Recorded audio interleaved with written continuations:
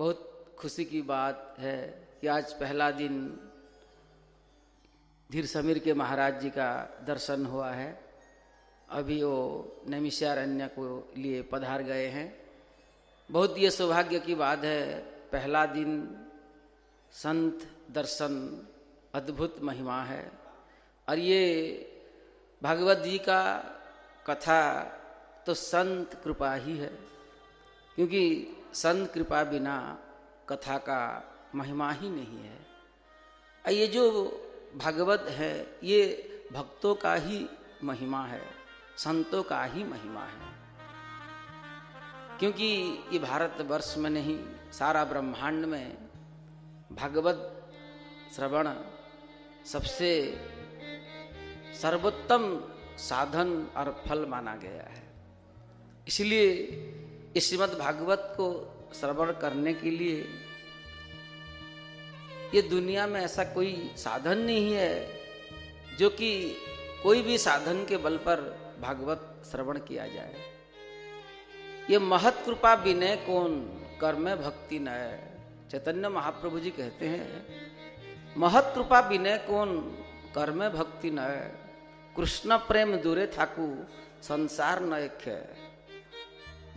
क्योंकि संसार क्षय होगा कभी नहीं, क्योंकि ये तो सरकता जाता ही है। और ये संसार में कोई भी साधन कुछ भी बना ले और वही साधन के बल पर भागवत कथा श्रवण कर ले, ये संभव नहीं है।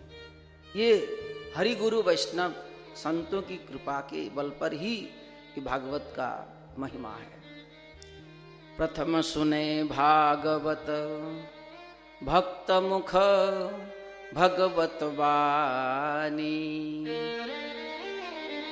ये भगवत वाणी संत वैष्णव भक्तों के मुखार विंद से ही ये प्रकट होता है। एक भागवत तो हम आंखों में देखते हैं, किताब के रूप में हमारे सम्मुखीन है, और एक भागवत होते हैं भक्त।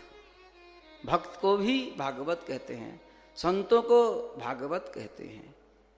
श्री चैतन्य महाप्रभु के सिद्धांत पर अगर विचार किया जाएगा तो महाप्रभु जी कहते हैं, एक भागवत भागवत शास्त्र आर एक भागवत भक्ति रस पात्र। एक भक्ति रस का पात्र होता है और एक भागवत शास्त्र का ग्रंथ होता है। ये दोनों को मिला करके एक रस प्रकट होता है, और जिस रस को चखने के लिए ये भागवत का कथा सुनना आवश्यक है, क्योंकि ये रसिकों का ही कथा है, भावुकों का ही कथा है।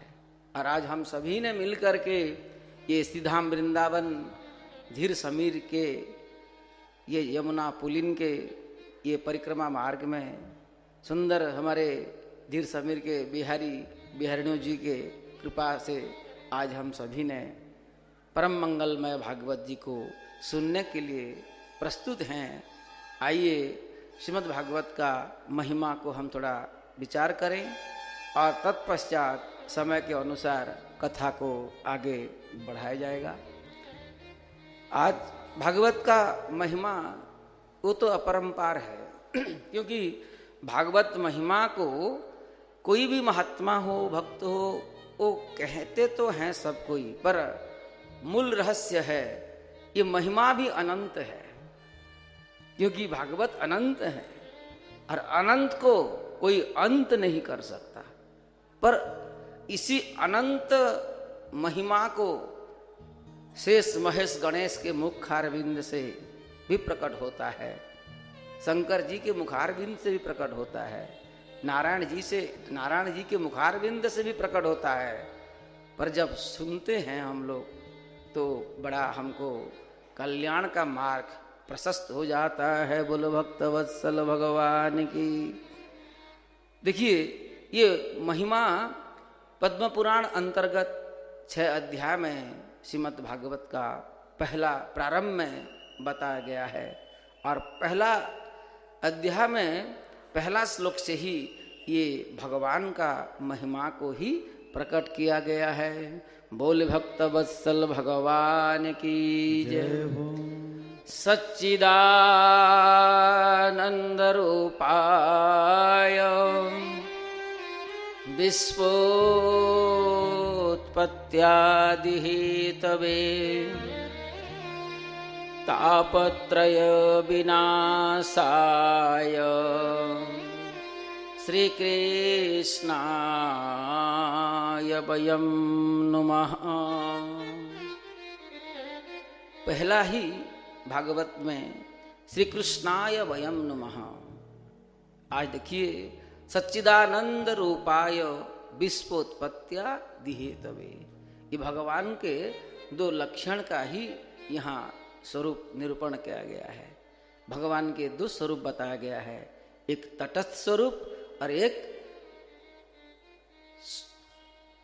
सुंदर रूप से अगर कोई चिंतन करे पहला श्लोक को, तो भगवान का जो स्वरूप है तटस्थ लक्षण बताया गया है। यहाँ तटस्थ लक्षण से यहाँ विश्वोत्पत्त्यादि हेतवे, भगवान तटस्थ लक्षण के माध्यम से ही ये संसार को बनाते हैं। और भगवान का मूल स्वरूप बताया गया है सच्चित आनंद के रूप में, क्योंकि वो आनंद ही है।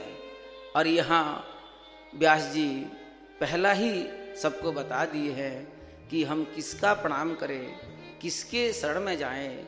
तो कहते हैं वो सच्चिदानंदमय और कोई नहीं है, जो अब विगत हैं, जो संसार से विरक्त हो चुके हैं, जो विकार रहित हो चुके हैं, वो संत महात्मा ही समझ सकते हैं।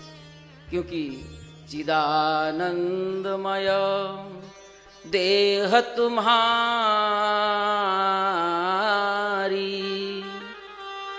जानत विगत विकार अधिकारी। जो आनंद है वही परमात्मा है, वही भगवान है, वो सच्चित आनंद है। जो आनंद सिंधु सुख राशि, जो आनंद के सिंधु हैं, जिसके कृपा से स्वीकरते त्रैलोक्य सुपासी, इतना बड़ा त्रिभुवन चमकता रहता है। उन्हीं का एक शिखर की कृपा से अगर ये संसार इतना सुंदर दिखाई दे रहा है, तो जहां से आनंद का सिंधु, जहां रूपवान प्रभु, वो कितना सुंदर होते होंगे, तो कितना सुंदर है, इसी विषय का वर्णन ही ये भागवत का सुंदर विषय है। अब उनका नाम लेकर ही व्यास जी बता रहे हैं वो कौन है। कृष्णाय वयं नुमः। श्री के साथ कृष्ण, राधा रानी के साथ बिहारी जी का ही स्वरूप का वर्णन करते हैं।